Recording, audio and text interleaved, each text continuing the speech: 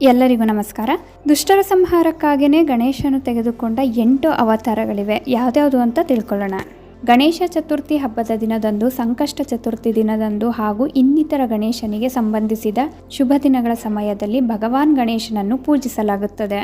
ಪುರಾಣಗಳ ಪ್ರಕಾರ ಈ ಶುಭ ದಿನಗಳಲ್ಲಿ ಗಣೇಶನನ್ನು ಪೂಜಿಸುವ ಸಂಪ್ರದಾಯವಿದೆ. ಪ್ರತಿ ತಿಂಗಳು ಗಣೇಶ ಚತುರ್ಥಿಯಂದು ಜನರು ಉಪವಾಸವನ್ನು ಆಚರಿಸಲಾಗುತ್ತದೆ. ಗಣಪತಿಯು ಧರ್ಮ ರಕ್ಷಣೆಗಾಗಿ ಕಾಲಕಾಲಕ್ಕೆ 8 ಅವತಾರಗಳನ್ನು ತಳೆದಿದ್ದಾರೆ. ಈ 8 ಅವತಾರಗಳನ್ನು ಅಷ್ಟವಿನಾಯಕ ಎಂದು ಕರೆಯಲಾಗುತ್ತದೆ. ಈ ಅಷ್ಟವಿನಾಯಕನ ಕುರಿತು ನಾವಿಲ್ಲಿ ತಿಳಿದುಕೊಳ್ಳಬಹುದು. ಮತ್ಸರಾಸುರನೆಂಬ ರಾಕ್ಷಸನನ್ನು ಸಂಹರಿಸಲು ಗಣೇಶನು ವಕ್ರತುಂಡ ಅವತಾರವನ್ನು ತಳೆದರು. ಮತ್ಸರಾಸುರನು ಶಿವನ ಭಕ್ತನಾಗಿದ್ದನು ಮತ್ತು ಯಾವುದೇ ಜೀವಿಗಳಿಂದ ನನಗೆ ಹಾನಿಯಾಗಬಾರದು ಎನ್ನುವ ವರವನ್ನು ಪಡೆದುಕೊಂಡಿದ್ದನು. ಅವನಿಗೆ 2 ಗಂಡು ಮಕ್ಕಳಿದ್ದರು. ಅವರಿಬ್ಬರೂ ನಿರಂಕುಶ ಅಧಿಕಾರಿಗಳಾಗಿದ್ದರು. ವರವನ್ನು ಪಡೆದ ನಂತರ ಮತ್ಸರಾಸುರನು ಶುಕ್ರಾಚಾರ್ಯರ ಆದೇಶದಂತೆ ದೇವತೆಗಳನ್ನು ಹಿಂಸಿಸಲು ಪ್ರಾರಂಭಿಸಿದನು. ಗಣೇಶ ವಕ್ರತುಂಡ ಅವತಾರದಲ್ಲಿ ಮತ್ಸರಾಸುರನನ್ನು ಸೋಲಿಸಿದರು ಮತ್ತು ಅವನ 2 ಮಕ್ಕಳನ್ನು ಸಂಹಾರ ಮಾಡಿದರು. ಒಮ್ಮೆ ಮಹರ್ಷಿ ಚ್ಯವನರು ತನ್ನ ತಪಸ್ಸಿನಿಂದ ಮದನನನ್ನು ಸೃಷ್ಟಿಸಿದರು ಮತ್ತು ಅವರನ್ನು ಮಹರ್ಷಿಯ ಮಗ ಎಂದು ಕರೆಯಲಾಯಿತು. ಮದನನು ರಾಕ್ಷಸ ಗುರು ಶುಕ್ರಾಚಾರ್ಯರಿಂದ ದೀಕ್ಷೆ ಪಡೆದು ದೇವತೆಗಳನ್ನು ಹಿಂಸಿಸತೊಡಗಿದರು. ನಂತರ ಎಲ್ಲ ದೇವರುಗಳು ಭಗವಾನ್ ಶಿವ ಮತ್ತು ತಾಯಿ ಪಾರ್ವತಿಯ ಮಗನನ್ನು ರಕ್ಷಣೆಗಾಗಿ ಕರೆದರು. ಆ ಸಮಯದಲ್ಲಿ ಗಣೇಶನು ಏಕದಂತ ರೂಪದಲ್ಲಿ ಅವತಾರವನ್ನು ಪಡೆದುಕೊಂಡರು. ಭಗವಾನ್ ಏಕದಂತನು ಯುದ್ಧದಲ್ಲಿ ಮದನಾಸುರನನ್ನು ಸೋಲಿಸಿದರು ಮತ್ತು ದೇವತೆಗಳಿಗೆ ನಿರ್ಭಯತೆಯನ್ನು ವರವಾಗಿ ಕೊಟ್ಟರು. ಈ ಅವತಾರವನ್ನು ವಿಶೇಷವಾಗಿ ಏಕದಂತ ಅವತಾರವೆಂದು ಪೂಜಿಸಲ್ಪಡುತ್ತದೆ. ವಿಕಟ ಅವತಾರ. ಕಾಮಾಸುರನು ಭಗವಾನ್ ಶಿವನನ್ನು ಒಲಿಸಿಕೊಳ್ಳಲು ಕಠಿಣ ತಪಸ್ಸನ್ನು ಮಾಡಿದನು.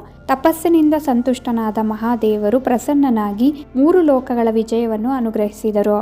ವರವನ್ನು ಪಡೆದ ನಂತರ ಕಾಮಾಸುರನು ದೇವತೆಗಳನ್ನು ಹಿಂಸಿಸಲು ಪ್ರಾರಂಭಿಸಿದನು. ರಾಕ್ಷಸನಿಂದ ತೊಂದರೆ ಒಳಗಾದ ದೇವತೆಗಳೆಲ್ಲರೂ ಗಣೇಶನನ್ನು ಧ್ಯಾನಿಸಿದರು. ಮತ್ತೆ ರಾಕ್ಷಸನಿಂದ ಮುಕ್ತಿಯನ್ನು ಕರುಣಿಸುವಂತೆ ಬೇಡಿಕೊಂಡರು.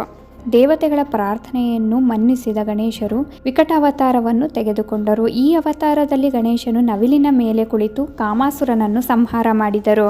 ದುಷ್ಟರಾಕ್ಷಸರನ್ನು ಸಂಹಾರ ಮಾಡಲೆಂದೇ ವಿಕಟ ಅವತಾರವನ್ನು ಪಡೆದುಕೊಂಡರು. ಒಮ್ಮೆ ಬ್ರಹ್ಮದೇವ ಸೂರ್ಯದೇವರನ್ನು ಕರ್ಮ ಸಾಮ್ರಾಜ್ಯದ ಅಧಿಪತಿಯನ್ನಾಗಿ ಮಾಡಿದರು. ಇದು ಅವರಲ್ಲಿ ಹೆಮ್ಮೆಯನ್ನು ಉಂಟು ಮಾಡಿತು. ಆಳುತ್ತಿರುವಾಗ ಸೂರ್ಯದೇವರು ಸೀನಿದರು. ಇದರಿಂದಾಗಿ ರಾಕ್ಷಸನು ಜನಿಸಿದನು. ಸೀನುವಿಕೆಯಿಂದ ಹುಟ್ಟಿದ ರಾಕ್ಷಸನಿಗೆ ಅಹಂ ಎಂದು ಹೆಸರಿಸಲಾಯಿತು. ಅಹಂಕಾರದ ರಾಕ್ಷಸನು ಗುರು ಶುಕ್ರಾಚಾರ್ಯರ ಬಳಿಗೆ ಹೋಗಿ ಅಹಂತಸುರನಾದನು. ಇದರ ನಂತರ ಅವನು ತನ್ನದೇ ಆದ ರಾಜ್ಯವನ್ನು ಸ್ಥಾಪಿಸಿಕೊಂಡನು. ಗಣೇಶನನ್ನು ಪೂಜಿಸುವ ಮೂಲಕ ವರವನ್ನು ಪಡೆದುಕೊಂಡನು. ವರವನ್ನು ಪಡೆದ ನಂತರ ಅಹಂತಾಸುರನು ದೇವತೆಗಳನ್ನು ಹಿಂಸಿಸಲು ಪ್ರಾರಂಭಿಸಿದನು. ದೇವತೆಗಳ ಕರೆಯ ಮೇರೆಗೆ ಗಣೇಶನು ಧೂಮ್ರವರ್ಣ ಅವತಾರವನ್ನು ತಾಳಿದರು. ಧೂಮ್ರವರ್ಣ ಗಣೇಶನ ಮೈ ಬಣ್ಣವು ಹೊಗೆಯಂತಿತ್ತು ಮತ್ತು ಅವು ಸಾಕಷ್ಟು ದೈತ್ಯಾಕಾರವಾಗಿದ್ದವು. ಅವರ ಒಂದು ಕೈಯಲ್ಲಿ ಉಗ್ರವಾದ ಕುಣಿಕೆ ಇತ್ತು. ಅದರಿಂದ ಉಗ್ರ ಜ್ವಾಲೆಗಳು ಹೊರಬರುತ್ತಿದ್ದವು. ಧೂಮ್ರವರ್ಣರು ಅಹಂತಾಸುರನನ್ನು ಕೊಂದು ದೇವತೆಗಳ ಸಮಸ್ಯೆಗಳಿಗೆ ಪರಿಹಾರ ನೀಡಿದರು. ಒಮ್ಮೆ ಕ್ರೋಧಾಸುರ ಎಂಬ ರಾಕ್ಷಸನು ಸೂರ್ಯದೇವರನ್ನು ಕುರಿತು ತಪಸ್ಸು ಮಾಡಿದನು. ತಪಸ್ಸಿನಿಂದ ಸಂತೋಷಗೊಂಡ ಸೂರ್ಯದೇವರು ವಿಶ್ವವನ್ನು ಗೆಲ್ಲಲು ಕ್ರೋಧಾಸುರನಿಗೆ ವಿಶೇಷ ಶಕ್ತಿಯನ್ನು ನೀಡಿದರು. ಇದರ ನಂತರ ಎಲ್ಲಾ ದೇವತೆಗಳು ಕ್ರೋಧಾಸುರನಿಗೆ ಹೆದರಿ ಗಣೇಶನ ಬಳಿ ರಕ್ಷಣೆಯನ್ನು ಕೇಳಿಕೊಂಡರು. ದೇವತೆಗಳ ಪ್ರಾರ್ಥನೆಯನ್ನು ಕೇಳಿದ ಗಣೇಶನು ಲಂಬೋದರನ ಅವತಾರವನ್ನು ತೆಗೆದುಕೊಂಡರು. ಕ್ರೋಧಾಸುರನನ್ನು ಸಂಹಾರ ಮಾಡಿದರು. ಮಹೋದರ ಅವತಾರ. ರಾಕ್ಷಸ ಗುರು ಶುಕ್ರಾಚಾರ್ಯರು ಮೋಹಸುರನೆಂಬ ರಾಕ್ಷಸನನ್ನು ದೇವತೆಗಳ ವಿರುದ್ಧ ಹೋರಾಡಲು ಆಯುಧಗಳ ತರಬೇತಿಯ ಮೂಲಕ ಸಿದ್ಧಪಡಿಸಿದರು. ಮೋಹಾಸುರನ ದುಷ್ಕೃತ್ಯಗಳಿಂದ ಕಂಗೆಟ್ಟ ದೇವರು ಮತ್ತು ದೇವತೆಗಳು ಒಟ್ಟಾಗಿ ಗಣೇಶನನ್ನು ಸಂಕಷ್ಟದಿಂದ ಪಾರು ಮಾಡುವಂತೆ ಬೇಡಿಕೊಂಡರು. ನಂತರ ಗಣೇಶನು ಮಹೋದರ ಅವತಾರವನ್ನು ತೆಗೆದುಕೊಂಡರು. ಮಹೋದರ ಎಂದರೆ ದೊಡ್ಡ ಹೊಟ್ಟೆಯುಳ್ಳವರು ಎಂದರ್ಥ. ಮಹೋದರನು ಮೋಹಾಸುರನೊಡನೆ ಹೋರಾಡಲು ತನ್ನ ಇಲಿಯ ಮೇಲೆ ಸವಾರಿ ಮಾಡಿಕೊಂಡು ಬಂದರು. ಆಗ ಮೋಹಾಸುರನು ಯುದ್ಧ ಮಾಡದೆ ಮಹೋದರನ ಅವತಾರವನ್ನು ತನ್ನ ಪ್ರೀತಿಯ ದೇವನನ್ನಾಗಿ ಮಾಡಿಕೊಂಡನು. ಕುಬೇರನ ದುರಾಸೆಯಿಂದ ಲೋಭಾಸುರನು ಜನಿಸಿದನು. ರಾಕ್ಷಸ ಲೋಭಾಸುರನು ಗುರು ಶುಕ್ರಾಚಾರ್ಯರ ಆಶ್ರಯದಲ್ಲಿ ಶಿಕ್ಷಣವನ್ನು ಪಡೆದುಕೊಂಡನು. ಶುಕ್ರಾಚಾರ್ಯರ ಸಲಹೆಯ ಮೇರೆಗೆ ಲೋಭಾಸುರನು ಶಿವನಿಂದ ವರವನ್ನು ಪಡೆಯಲು ಕಠಿಣ ತಪಸ್ಸನ್ನು ಮಾಡಿದನು. ಸಾಧನೆಯಿಂದ ಸಂತುಷ್ಟನಾದ ಲೋಭಾಸುರನಿಗೆ ನಿರ್ಭೀತ ಎಂಬ ವರವನ್ನು ನೀಡಲಾಯಿತು. ವರವನ್ನು ಪಡೆದ ನಂತರ ಲೋಭಾಸುರನು ಎಲ್ಲಾ ಲೋಕಗಳನ್ನು ವಶಪಡಿಸಿಕೊಂಡನು. ನಂತರ ಎಲ್ಲರೂ ಗಣಪತಿಯನ್ನು ಪ್ರಾರ್ಥಿಸಿದರು ಮತ್ತು ಗಣಪತಿಯು ಗಜಾನನನಾಗಿ ಅವತರಿಸಿದರು.